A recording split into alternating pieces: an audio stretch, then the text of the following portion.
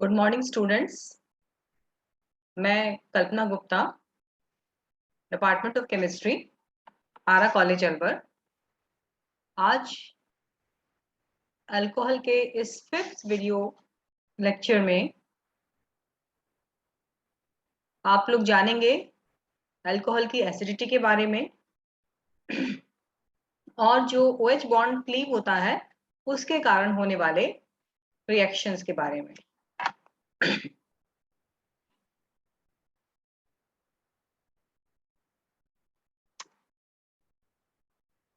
तो जो अल्कोहल्स होते हैं, क्योंकि कार्बन बॉन्ड है और OH बॉन्ड है, तो OH बॉन्ड क्योंकि पोलर होता है, ऑक्सीजन पर आंशिक ऋण आवेश और हाइड्रोजन पर आंशिक धन आवेश होता है, और उसके कारण जो है बॉन्ड, ये जो बॉन्ड है वो क्या होता है, पोलर होता है। तो अल्कोहल्स के अंदर दो तरह के रिएक्शंस होते हैं। एक तो कि कार्बन और ऑक्सीजन के बीच का बॉन्ड टूटता है, ये वाला पोलर बॉन्ड C और O के बीच में। तो अगर ये बॉन्ड टूटता है तो ये रिएक्ट करता है एज ए न्यूक्लियोफाइल, क्योंकि OH की जगह दूसरा समूह आ जाएगा। जो OH है वो क्या है, एक न्यूक्लियोफाइल है। तो इसकी जगह दूसरा जब समूह आएगा तो एक न्यूक्लियोफाइल को हटा के दूसरा न्यूक्लियोफाइल आया, तो तब ये न्यूक्लियोफाइल की तरह बिहेव करेगा। और दूसरे रिएक्शंस होते हैं अल्कोहल्स के कि जब ऑक्सीजन और H के बीच का बॉन्ड टूटता है, ये वाला। तो ये अल्कोहल की एसिडिटी को शो करता है। और अगर H निकलता है तो कैसे, H पर कैसा चार्ज है, पॉजिटिव चार्ज। तो ये अगर H निकल रहा है अभिक्रिया से, अल्कोहल के अंदर H बॉन्ड H निकल रहा है, तो ये कैसे एक्ट करेगा, एज ए इलेक्ट्रोफाइल। तो अल्कोहल्स जो है इलेक्ट्रोफाइल भी यूज होते हैं और न्यूक्लियोफाइल भी एज ए यूज होते हैं ऑर्गेनिक रिएक्शन। तो इस तरह से दो तरह के रिएक्शंस इनके हो गए, due to OH bond and due to H bond, which is acidity of alcohols. तो एसिडिटी ऑफ अल्कोहल्स, क्योंकि इलेक्ट्रोनेगेटिव एटम है ऑक्सीजन, तो स्लाइटली अल्कोहल्स बहुत हल्के से मतलब बहुत दुर्बल अम्लीय होते हैं। इनके पी के वैल्यू का मान 16 to 18 होता है। जितना ज्यादा पीके का मान होता है उतने ही वो जो भी यौगिक है वो उतना कम अम्लीय होता है। और कैसे बनते हैं, जब आप इसके अंदर सोडियम डालते हैं या, तो इस प्रकार से ये बॉन्ड टूटेगा और यहाँ पर क्या आ जाएगा, सोडियम। तो क्या बन गया, ये सोडियम इथॉक्साइड, यानी कि इसको हम क्या कह देते हैं, एल्कोक्साइड। तो इस प्रकार के ये सोडियम या पोटेशियम के साथ अभिक्रिया करके एल्कोक्साइड्स बनाते हैं और हाइड्रोजन गैस निकलती है। ये टेस्ट हम लैब में भी करते हैं अल्कोहल की जांच करने के लिए, अल्कोहल को पता लगाने के लिए कि हमको जो मिक्सचर दिया है या हमको जो ऑर्गेनिक कंपाउंड दिया है वो अल्कोहलिक है या नहीं। तो उसमें जब आपने की, बहुत लोग बच्चे आप लोग करते हैं फर्स्ट ईयर में, आप लोगों ने कोरोना की वजह से, क्योंकि आप लोग लैब में नहीं जा पाए, अगर हम सोडियम पीस डालते हैं तो बुदार्ट के साथ गैस निकलती है, क्योंकि हाइड्रोजन गैस निकलती है। और सोडियम हाइड्रोक्साइड जो कि प्रबल क्षार है, उसके साथ इसकी कोई अभिक्रिया नहीं होती। तो इस प्रकार से जितनी इजीली ये बॉन्ड टूट जाएगा ऑक्सीजन और हाइड्रोजन के बीच में, उतना ही वो चीज क्या होती है, अम्लीय होती है। तो ये आप लोग पढ़ चुके हैं, पर एक बार हम लोग रिवाइज कर रहे हैं। एसिड डिसोसिएशन कांस्टेंट जो होता है, यानी कि किसी भी यौगिक की हम एसिडिटी को कैसे नापते हैं, कैसे मालूम करते हैं। जो जितना स्ट्रॉन्ग एसिड होगा, हर किसी भी जो भी एसिड है, हम जानते हैं कि जो प्रोटॉन इजीली दे देते हैं वो क्या होते हैं, यौगिक अम्लीय। तो HI जो है वो एक प्रबल अम्ल है, क्योंकि ये H आयन देता है और ये आयोडाइड आयन। जितने ज्यादा H आयन होंगे, डिसोसिएशन कांस्टेंट का मान भी उतना ही अधिक होगा। H ज्यादा होगा तो K का मान भी ज्यादा होगा। तो जितना ज्यादा K का मान होगा उतना ही वो प्रबल एसिड होगा।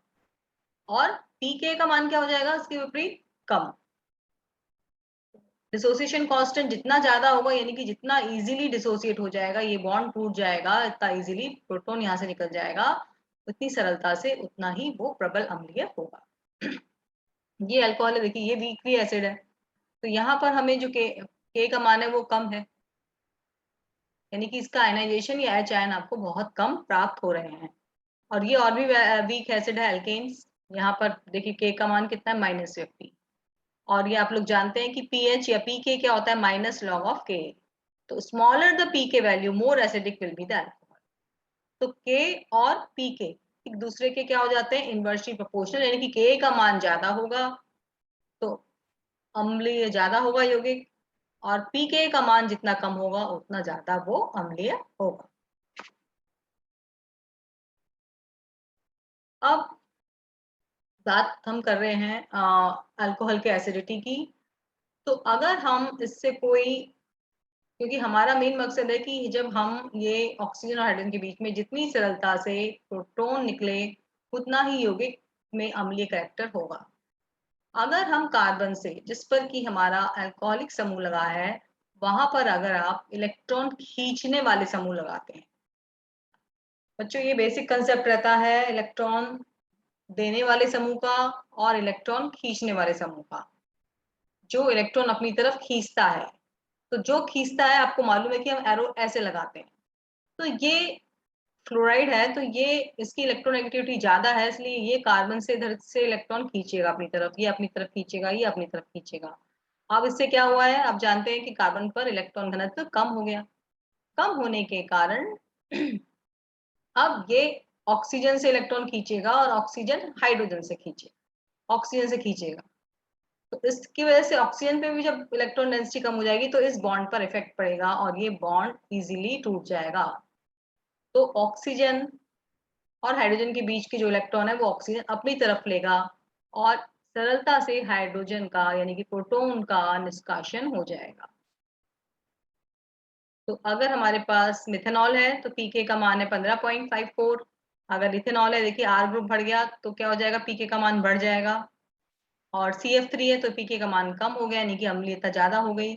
और 3 अगर एल्किल समूह लगे हैं तो अम्लता क्या हो गई, कम। और 3 ट्राइफ्लोरो ग्रुप लगे हैं तो एसिडिटी और ज्यादा बढ़ जाएगी, पीके का मान और कम हो जाएगा। तो अगर अल्कोहल से कोई इलेक्ट्रॉन विथड्रॉइंग ग्रुप लगा हो तो वो उसकी एसिडिटी में वृद्धि करता है। ये देख रहे हैं आप, 1 CF3, ये 3 CF3। इसके विपरीत अगर अल्कोहल के साथ आर ग्रुप लग जाता है, एल्किल ग्रुप लग जाता है जो कि इलेक्ट्रॉन देने वाला समूह होता है, तो ये इलेक्ट्रॉन देगा कार्बन को। 2 लग गए, ये भी इलेक्ट्रॉन देगा, ये भी देगा। 3 लग गए तो ये CH3 भी देगा, ये भी देगा। तो इस तरह से इलेक्ट्रॉन डोनेटिंग ग्रुप इस कार्बन पर इलेक्ट्रॉन घनत्व को बढ़ा देगा, घनत्व को बढ़ा देगा। तो ये यहाँ पर इलेक्ट्रॉन की अधिकता हो गई। अब जो है ऑक्सीजन पर भी इलेक्ट्रॉन घनत्व बढ़ जाएगा और बॉन्ड की जो पोलैरिटी है वो अब कम हो जाएगी, और उस कारण से अब हाइड्रोजन का निकलना डिफिकल्ट होगा। हाइड्रोजन इजीली नहीं निकल पाएगा, हाइड्रोजन नहीं कह के प्रोटॉन हम कहेंगे, प्रोटॉन इजीली नहीं निकल पाएगा और यानी कि एसिडिटी कम हो जाएगी। तो 3 ग्रुप होंगे तो एसिडिटी, क्योंकि 3 आर समूह लगे हैं, 2 है तो उसकी वो इसलिए टर्शरी सबसे कम अम्लीय होता है। प्राइमरी, अगर हम अल्कोहल में आपस में बात करें एसिडिटी की, तो प्राइमरी अल्कोहल ज्यादा ज्यादा एसिडिक है सेकेंडरी से, और सेकेंडरी टर्शरी से। तो ये तो आपकी बात आई एसिडिटी की अल्कोहल के। और अब हम एक जनरल जो रिएक्शंस है अल्कोहल की, जो कुछ कॉमन कुछ रिएक्शंस है जो कि आपको मालूम होनी चाहिए, उसको मैंने इस टेबल में दिखाया है जिससे कि आप इजीली याद कर सकें। तो एक तो अल्कोहल दिखाते हैं अभिक्रिया डिहाइड्रेशन, यानी कि डिहाइड्रेशन का मतलब क्या हुआ, पानी निकल जाता है ना, कि इससे क्या निकल गया, पानी निकल जाता है। और ये क्या बन गई आपके पास, एल्कीन। दूसरी रिएक्शन है इनका ऑक्सीडेशन। ऑक्सीडेशन होने पर अल्कोहल्स कीटोन, एल्डिहाइड्स या एसिड्स बनाते हैं, यानी कि कौन सा ग्रुप इंट्रोड्यूस हो जाता है, CO। कौन सा ग्रुप आ जाएगा ऑक्सीडेशन पर, CO ग्रुप। सब्स्टिट्यूशन रिएक्शन में OH की जगह क्या दूसरा समूह आ जाएगा, यानी कि हेलोजन आ गया, ये देख रहे हैं आप। रिडक्शन में क्या आ जाएगा, H आ जाएगा। ऑक्सीजन को हटा दीजिए तो क्या आ गया, H, तो एल्केन्स बन जाएंगे। और एक आ जाता है एस्टरिफिकेशन। अल्कोहल को जब आप अम्ल के साथ अभिक्रिया कराएंगे, अम्लीय माध्यम में कार्बोक्सिलिक अम्ल के साथ अभिक्रिया कराने पर एस्टर बनाते हैं। और इसी के अंदर अगर हम टॉसाइलेट ग्रुप ले लेते हैं तो ये टॉसाइलेशन हो जाता है। इसके अलावा ये है रिएक्शन एल्कोक्साइड, ईथर भी बनाते हैं, ईथर भी बनाते हैं। तो ये इसकी मुख्य अभिक्रियाएं हैं जो आपको मालूम होनी चाहिए।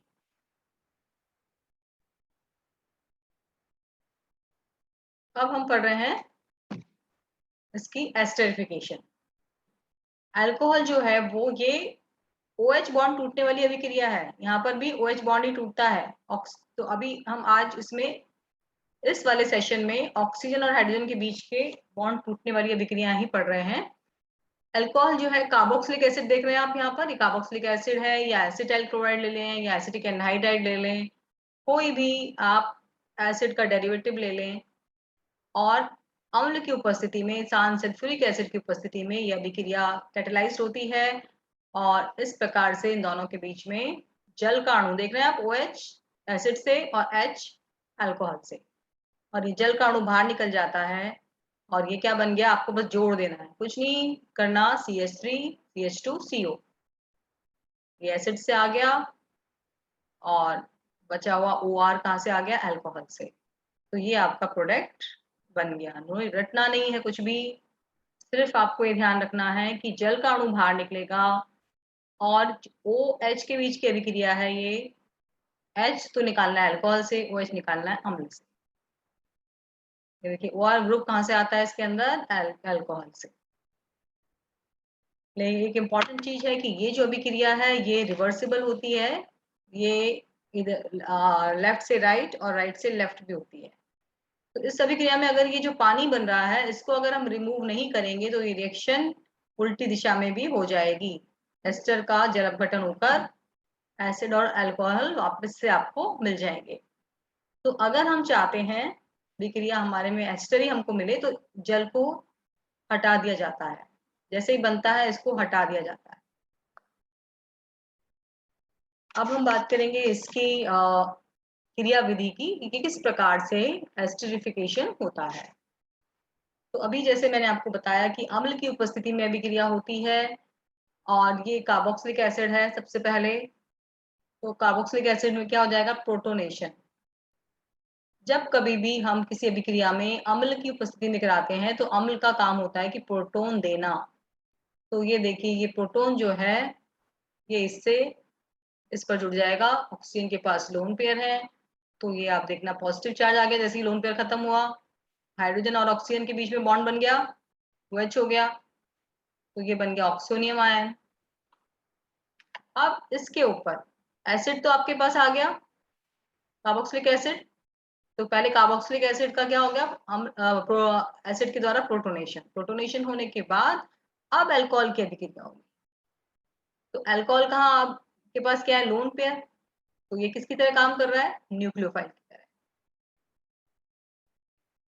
तो ये लोन पेयर देखिए यहाँ आ गए, कार्बन पर जुड़ गए, तो कार्बन और ऑक्सीजन के बीच में क्या बना देंगे आप, बॉन्ड बना दीजिए, ये बना दिया हमने, बाकी एज इट इज लिख देंगे।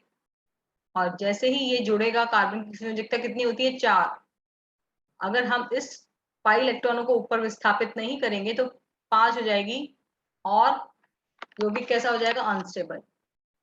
तो जहां भी स्टूडेंट्स बच्चों आपको आ, ऐसा दिखता है कि जब कोई बॉन्ड बन रहा है और उस अवस्था में कार्बन का अगर 5 हो रहा है वैलेंसी, तो आप ऑटोमेटिकली वहां पर जो इलेक्ट्रॉन हैं उनको दूसरी जगह दूसरे एटम पर शिफ्ट कर देंगे। तो अब जैसे ये पाई इलेक्ट्रॉन ऑक्सीजन के पास आएंगे तो ऑक्सीजन का धनावेश खत्म हो जाएगा और ये वाला, क्योंकि ऑक्सीजन इसके जो लोन पेयर है ये यहाँ जुड़े हैं तो इस ऑक्सीजन पर धनावेश आ जाएगा। अब इसमें क्या हो जाएगा, एक हाइड्रोजन का ट्रांसफर होगा, ये जो हाइड्रोजन है यहाँ से इसका यानी कि प्रोटॉन का ट्रांसफर इस ऑक्सीजन के ऊपर हो रहा है, और इस प्रकार से ये हाइड्रोजन का यानी कि प्रोटॉन का ट्रांसफर इस ऑक्सीजन पर हो गया। और अब आपको क्या करना है, इससे निकालना है जल का अणु बाहर। अब एलिमिनेशन होगा, विलोपन होगा, ये देख रहे हैं आप एरो, तो ये जल का अणु बाहर निकल गया और ये बन गया प्रोटोनेटेड एस्टर। अब डीप्रोटोनेशन होगा, यहाँ जो लुईस बेस बना था, अब वो जो है, अब आपको क्या निकालना है इससे, RCOOR। एस्टर क्या होता है, RCOOR। अब ये प्रोटोन हटाना है आपको, तो प्रोटोन कौन लेगा, बेस खींचेगा प्रोटोन को, और ये जो पाई इलेक्ट्रॉन, ये सॉरी, जो ये सिग्मा इलेक्ट्रॉन है ऑक्सीजन के पास आ जाएंगे तो लोन पेयर आ जाएगा, तो ये आ गया लोन पेयर, और इस तरह से ये स्टेबल यौगिक एस्टर प्राप्त हो गया। ये नीचे मैंने आपको लिंक दिया हुआ है, इस पर आप देख सकते हैं, जो बच्चे और जानना चाहते हैं इस लिंक पर देख सकते हैं।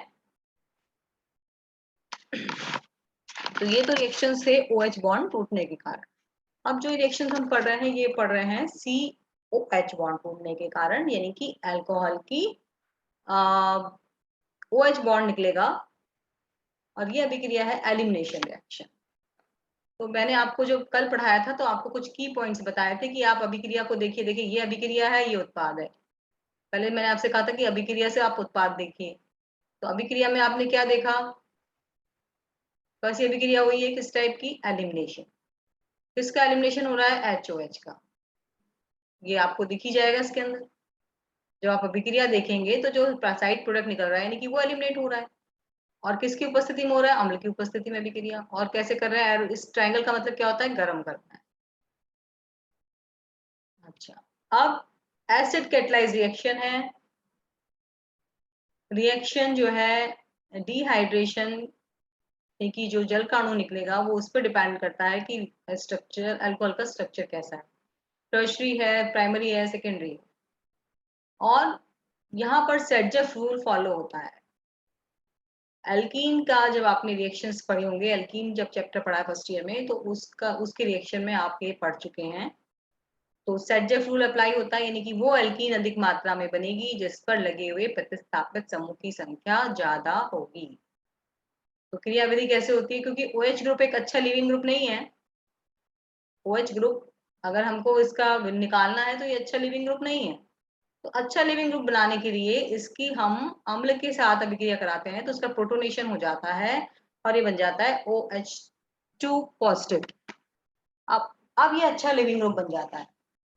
तो ये बहुत बेसिक कंसेप्ट है स्टूडेंट्स, कि जब आप एसिड की प्रेजेंस में कोई अभिक्रिया कराते हैं तो प्रोटोन आएगा, प्रोटोन आया, अब ऑक्सीजन के पास लोन पेयर ऑफ इलेक्ट्रॉन है, जुड़ गया। ये एक बहुत बेसिक कंसेप्ट है जो आपको क्लियर होना चाहिए और आपके समझ में आना चाहिए। अब ये, अब जल का अणु बाहर निकल गया, और सिंपल सी चीज है, एरो देखिए आप बच्चों, एरो से यानी कि हम एरो से हम ये दिखाते हैं कि यहाँ से इलेक्ट्रॉन इस पर गए। अब देखिए ये इलेक्ट्रॉन कहाँ गए, यहाँ से, ये जो सिग्मा बॉन्ड है, इलेक्ट्रॉन किस पे चले गए, ऑक्सीजन के ऊपर। ऑक्सीजन का धन आवेश खत्म, और इसलिए क्या निकल गया, जल का अणु बाहर निकल गया, H2O। ऑक्टेट कंप्लीट होते ही यौगिक क्या हो जाता है, स्टेबल। और यहाँ पर इस कार्बन पर अब इलेक्ट्रॉन की कमी रह गई, तो इस पर आ गया धन आवेश। ये कैसा कार्बोनियम आयन बना है आपका, दो तो H लगे, एक प्राइमरी कार्बोनियम आयन है। चूंकि अभिक्रिया में कार्बोनियम आयन बन रहा है, तो इसलिए पुनर्विन्यास होगा। देखिए आप रीअरेंजमेंट, अब रीअरेंजमेंट क्या होगा कि ये CH3 समूह अपने इलेक्ट्रॉन लेकर कहाँ आ जाएगा, इस कार्बन पर जुड़ जाएगा। इस कार्बन पर जब अपने इलेक्ट्रॉन लेके आए तो कार्बन का पॉजिटिव चार्ज खत्म हो गया, और इस कार्बन पर नया पॉजिटिव चार्ज जनरेट हो जाएगा। ये देखिए, ये CH3 कहाँ चला गया, यहाँ CH2 CH3 हो गया। तो और इस कार्बन पर क्योंकि ये इलेक्ट्रॉन लेके चला गया ना, तो इस कार्बन पर इलेक्ट्रॉन की कमी हो गई, इसलिए इस पर आ गया धन आवेश। अब देखिए रटना नहीं है, सिंपल सा आपको करना है, जब एसिड है तो एसिड की प्रेजेंस में प्रोटोनेशन हो जाना है, प्रोटोनेशन हो गया तो वाटर मॉलिक्यूल निकल जाएगा। OH ग्रुप अच्छा लिविंग ग्रुप नहीं है, अब OH2 निकल जाएगा इजीली, कार्बोनियम आयन बन गया। अब कार्बोनियम आयन पर अब आपको हमारा क्या है प्रोडक्ट, विलोपन, जल का विलोपन। तो OH तो पहले निकल गया था, अब आपको H निकालना है। तो आप H कहाँ से निकालेंगे, प्रोटॉन निकालना है ना। तो अब इसका कौन सा निकलेगा, बीटा, बीटा कार्बन से निकलेगा। तो ये है बीटा कार्बन, ये है और ये है, 3 है। तो ये वाला निकलेगा अगर प्रोटॉन, जो प्रोटॉन निकलेगा तो इलेक्ट्रॉन कहाँ छोड़ जाएगा, यहाँ पर। तो वो इलेक्ट्रॉन यहाँ आ जाएंगे, तो ये क्या बन जाएगा, पाई बॉन्ड। और 8 इलेक्ट्रॉन हो गए कार्बन के पास, धनावेश खत्म। और दूसरी पॉसिबिलिटी ये है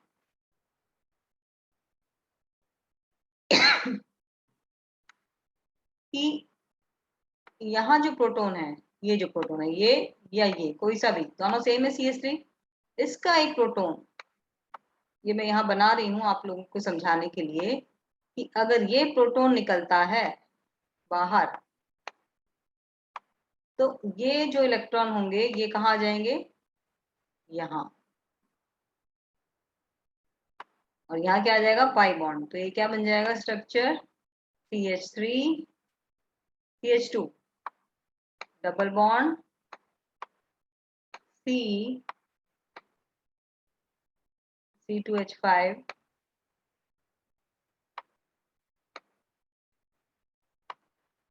और ये हो गया ऊपर CH3।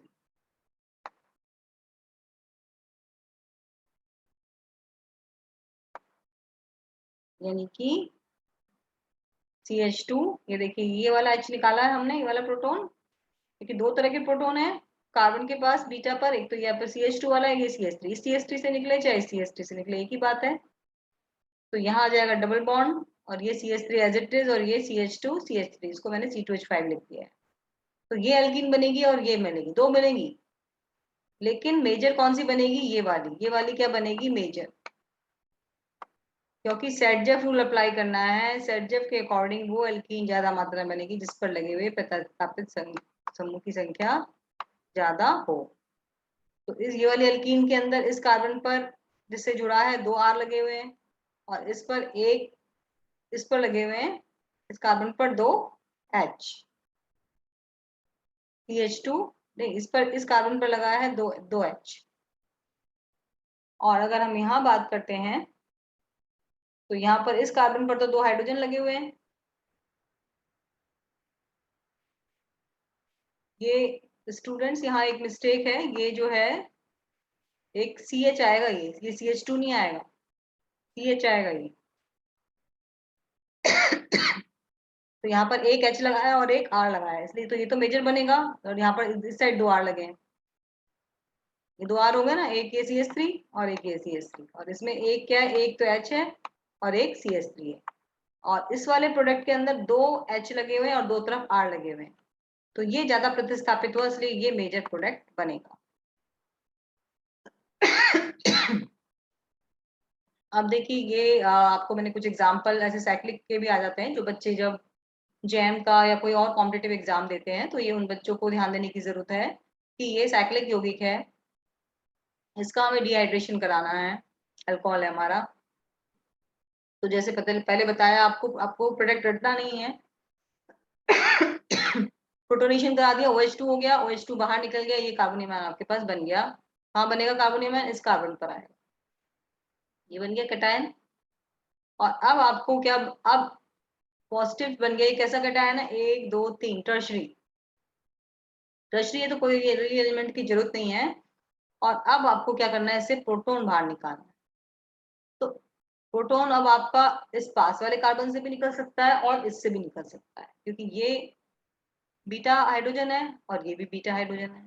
दो तरह के बीटा हाइड्रोजन है हमारे पास, एक तो ये वाला H है, और यहाँ पर जो H है वो कैसा है, CH3 वाला, और ये रिंग से बाहर है, ये रिंग के अंदर वाला है। और इसकी हम बात करें तो ये भी वही है, CH2, यहाँ पर भी 2 H ही है।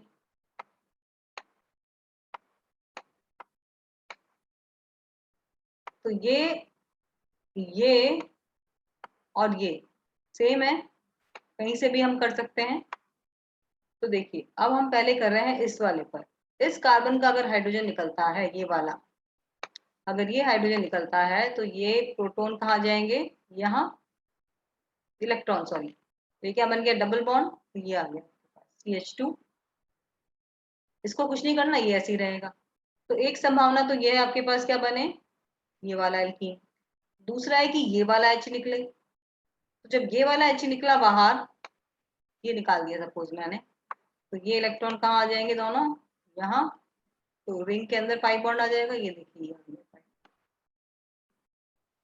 अब आपको देखना है कि कौन सी ज्यादा बनेगी, तो सेटजेफ रूल लगा लीजिए। सेटजेफ के अकॉर्डिंगली जिस पर प्रतिस्थापित संख्याओं की संख्या, यहाँ पर 2 एक ही आ रहा है, एक ही आ रहा है, एक इसमें एक ही H है, और 3 आ रहे हैं इस वाले पे, इसमें यहाँ पर 2 H है, ऑब्वियसली ये माइनस प्रोडक्ट बनेगा। तो बिना रटे आप इसको इजीली इस तरह से समझ के कर सकते हैं।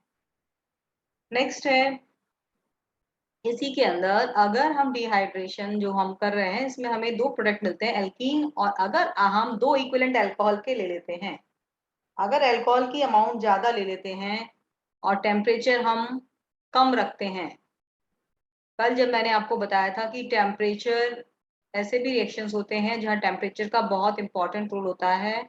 अगर टेम्परेचर अलग है तो अलग प्रोडक्ट मिलेगा, अगर टेम्परेचर अलग है उसी रिएक्शन में तो दूसरा प्रोडक्ट मिलेगा। तो अगर टेम्परेचर 130 से 40 के बीच में है तो हमें मिल रहा है ईथर, ये देखिए ये ईथर है। और अगर टेम्परेचर 180 है तो एल्कीन मिलेगी, जो आप पहले पढ़ा विलोपन, ये वाला, ये हाई टेम्परेचर पे होती है रिएक्शन। अगर हमने टेम्परेचर लो रखा 140 और अल्कोहल के डबल मात्रा में ले लिया, इक्विवेलेंट ज्यादा ले लिए, तो हमें क्या मिल जाएगा, ईथर। ये देखिए 2 मॉलिक्यूल हैं, ये आप देख रहे हैं, और इस तरह से ये H2O निकल गया सल्फ्यूरिक एसिड की प्रेजेंस में, और ये क्या बन गया, ईथर। तो आज के लिए इतना ही, और नेक्स्ट हम अल्कोहल के नेक्स्ट क्लास जब पढ़ेंगे, उसमें अल्कोहल के COH वाले और रिएक्शंस पढ़ेंगे, न्यूक्लियोफिलिक रिएक्शंस और पढ़ेंगे।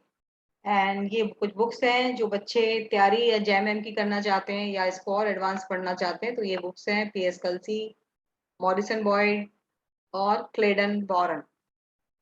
ये कुछ लिंक्स मैंने आपको दिए हैं, आप इन लिंक्स को देख सकते हैं, आप अगर और पढ़ना चाहते हैं तो आज के लिए इतना ही।